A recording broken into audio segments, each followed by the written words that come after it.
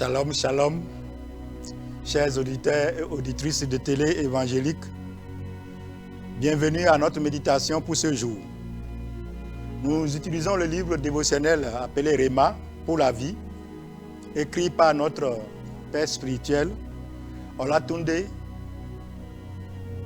Ayodele Mathieu, de Global Affairs Mission, ministère mondial de feu. C'est un privilège de plonger ses regards dans la parole de Dieu.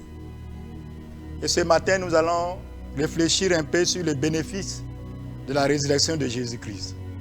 Il y a plusieurs bénéfices, mais nous allons en citer quelques-uns. Prions pour poursuivre. Abba Père, nous te bénissons pour ta parole. Merci parce que Christ est ressuscité. Et merci pour tous les bénéfices que sa résurrection nous offre. Parce que c'est le socle même de notre foi et de notre expérience en toi. Merci parce qu'il nous a réconciliés avec toi. Il a fait de chacun de nous des fils et des filles dans ta famille divine.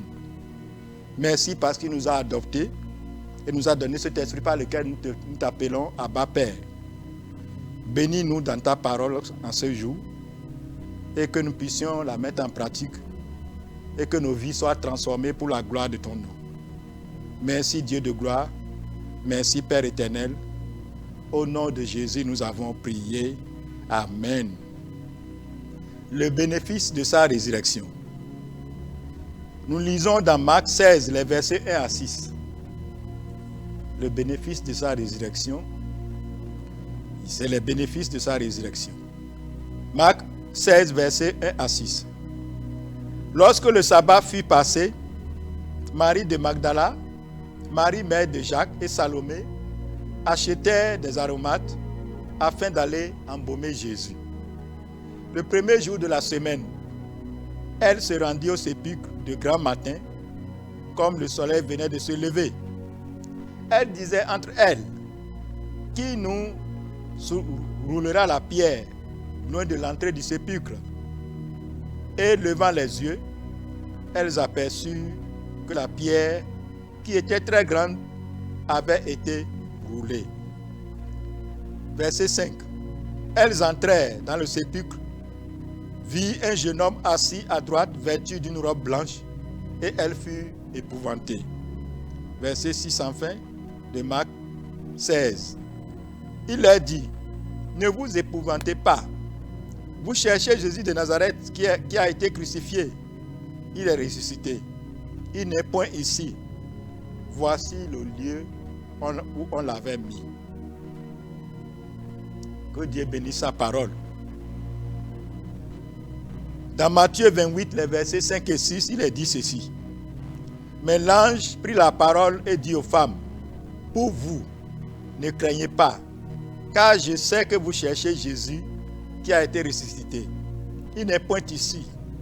Il est ressuscité, comme il avait dit. Venez et voyez le lieu où il était couché. Matthieu 28, versets 5 et 6. La résurrection a comblé le fossé entre l'homme et Dieu. L'homme peut désormais s'adresser directement à Dieu sans aucun intermédiaire. Ça, c'est un des plus grands bénéfices. Le péché avait séparé l'homme de Dieu à la chute. Mais la résurrection de Christ a comblé ce fossé, a dressé un pont qui permet maintenant à l'homme d'aller vers son Créateur Dieu. L'homme peut désormais s'adresser directement à Dieu sans aucun intermédiaire. C'est là l'erreur pour nous qui avons un arrière-plan fétichiste. On pense qu'il faut invoquer d'abord les fétiches. Et c'est au travers de ces fétiches qu'on peut venir à Dieu. C'est une grosse erreur. Dieu a en horreur d'ailleurs l'idolâtrie. Approchons-nous donc avec assurance du trône de la grâce afin d'obtenir miséricorde et de trouver grâce pour être secourus dans nos besoins. Hébreux 4, verset 16. Hébreux 4, verset 16. Approchons-nous donc avec assurance du trône de la grâce afin d'obtenir miséricorde et trouver grâce pour être secourus dans nos besoins. Hébreux 4, verset 16. La résurrection élimine les limitations. Si l'homme a accès directement à Dieu, alors l'homme a accès à tout le reste. Parce que Dieu a tout. Il est omniscient, omnipotent, omniprésent, omnipuissant, omnipotent. Car toutes choses sont à vous, est-il écrit dans 1 Corinthiens 3, 21. 1 Corinthiens 3, 21. Toutes choses sont à vous.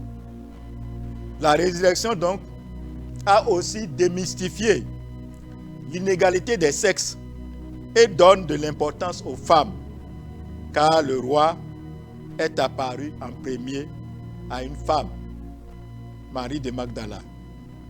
La résurrection donc nous a donné la victoire totale sur le diable. Donc là, ce sont les bénéfices. La résurrection a comblé d'abord le fossé entre l'homme et Dieu. La résurrection donc a éliminé les limitations. Et l'homme a accès à son Créateur désormais. Et donc l'homme a accès à tous les avantages liés à cette accessibilité avec son Créateur. Nous sommes désormais des fils et des filles. Dans le règne céleste, c'est la grâce que Dieu donne.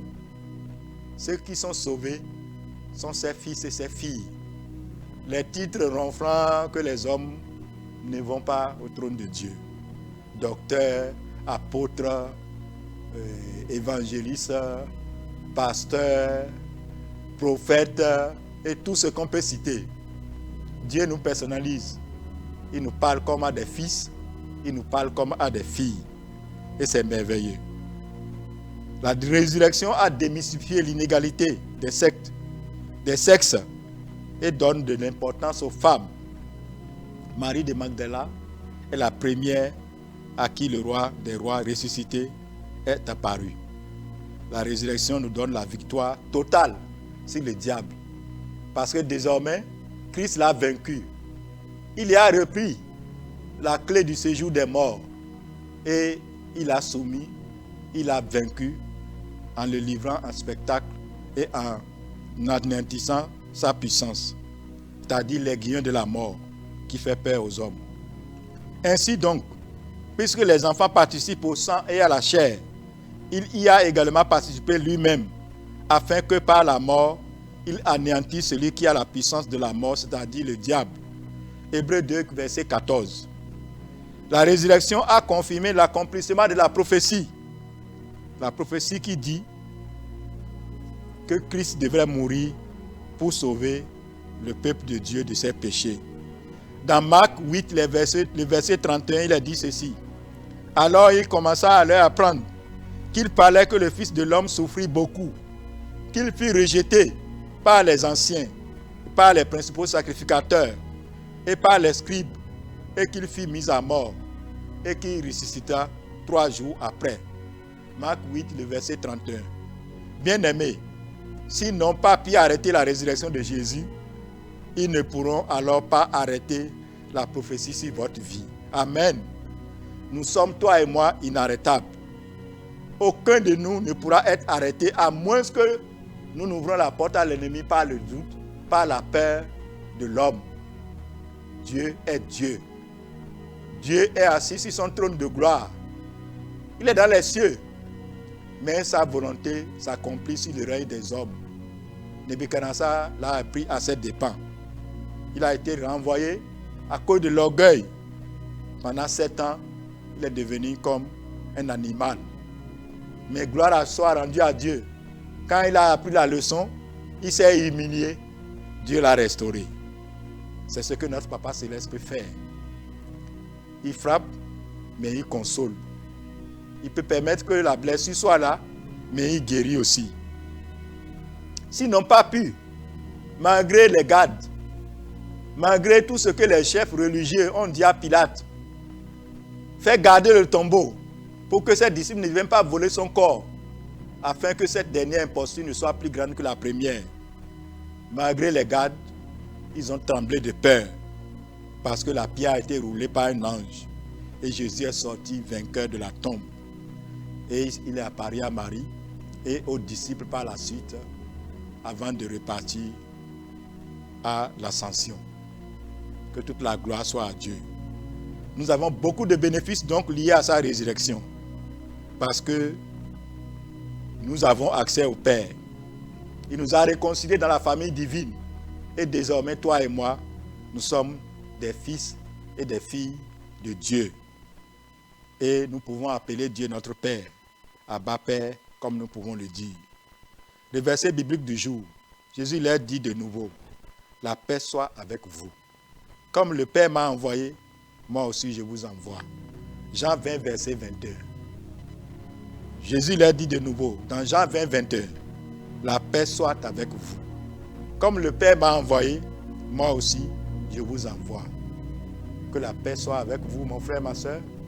Que la paix soit avec chacun de nous. Faisons confiance à Dieu. Il ne déçoit jamais. Et il ne souille jamais. Il est merveilleux. Il est merveilleux. Il est un Père aimant, compatissant. Si tu l'as déçu, ne crois pas au mensonge du diable qui dit que tu ne peux plus être pardonné. Viens à ton Père. Les hommes même peuvent douter de ta foi, de ta repentance. Mais Dieu voit ton cœur. Si tu es sincère, il va t'accueillir dans son royaume. Il est comme ce Père aimant du Fils prodigue qui a les bras ouverts, attendant que tu reviennes afin de te réhabiliter.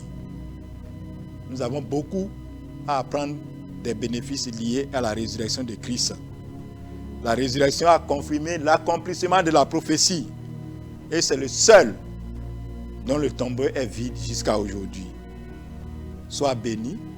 Et la prière de ce matin, c'est ceci. Toi, puissance de la résurrection, descends sur moi et transforme ma vie au nom de Jésus. Toi, puissance de la résurrection, descends sur moi et transforme ma vie au nom puissant de Jésus. Toi, puissance de la résurrection, descends sur moi et transforme ma vie au nom de Jésus. La puissance de la résurrection nous donne une espérance inébranlable. Comme ce refrain le dit. Jésus est ressuscité, pour toujours l'enfer est dompté. Comme lui, tous les fils du Père s'envoleront dans la lumière. Gloire à Dieu, gloire à Dieu, alléluia, gloire à Dieu. Jésus est ressuscité, pour toujours l'enfer est dompté. Comme lui, tous les fils du Père s'envoleront dans la lumière. Gloire à Dieu, gloire à Dieu, alléluia, gloire à Dieu. Sois béni mon frère, ma soeur, dans cette espérance. Christ est ressuscité, il intercède pour toi et moi à la droite du Père, et nous sommes plus que vainqueurs en Jésus-Christ qui nous aime. Shalom, shalom, sois béni et gloire à Dieu. Merci Seigneur.